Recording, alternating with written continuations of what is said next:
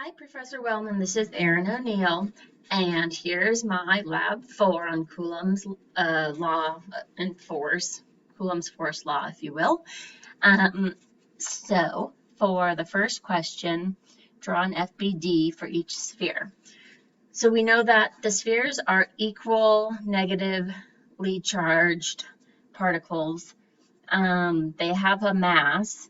They're hanging from threads that are negligible weight, and they're also hanging with a degree of 25 degrees from the vertical axes. So I set up that FBD by drawing the two suspension lines, the threads, where there's tension. There's a tension force there. And those are going up because the force of the mass and gravity is coming down. And so M is the mass, which is 15 grams. G is the acceleration of gravity. And those are both somewhat small, I think, in relation to everything else.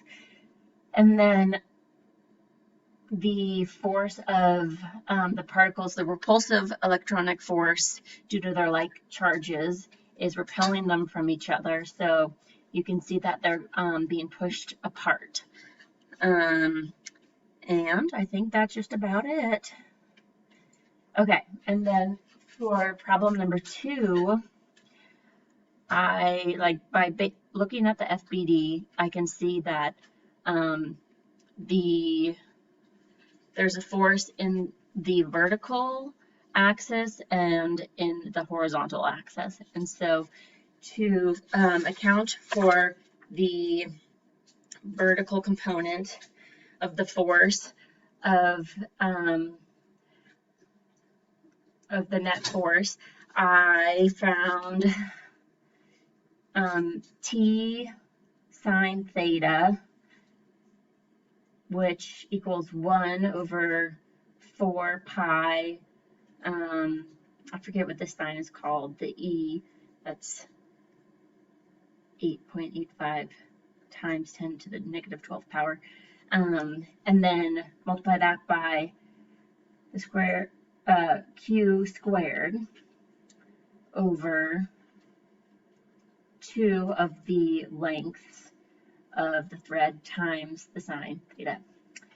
And then for the horizontal component, I found T cosine theta, which equals mass times gravity. Actually, I think I meant to say the vertical. I think I got those mixed up. But so what I did was I set one of the equations over the other. And I know that sine over cosine equals tangent. And so the tension force is crossed out. And then I have a tangent theta equals, and I rearrange it all so that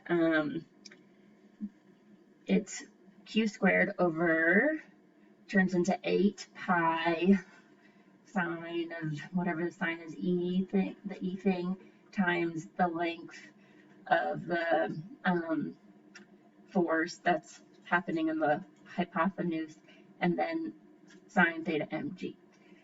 Oof, that was a mouthful. Okay, and so once I plugged in, I have each of the values set for each of these components, and I plugged them in, and I rearranged it to get Q squared on one side and the rest of the equation on the other. And I come out with, I realize that you say the magnitude, not just the charge. So here it says negative, but since it's a magnitude, it doesn't necessarily have to be negative. It's because it's scalar. But the overall magnitude is 2.78 times 10 to the negative 6th power coulombs. Whew. Okay, I think that's it.